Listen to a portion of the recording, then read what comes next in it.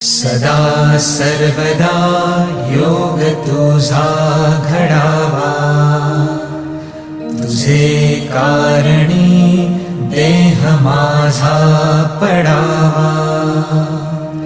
उपेशू नको गुणवंता अनंता, रघुनायका मागणे हेची आता.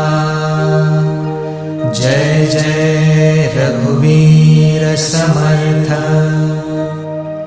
मोरया मोरया मी बाळताने, तुझीच सेवा करू काय जाणे.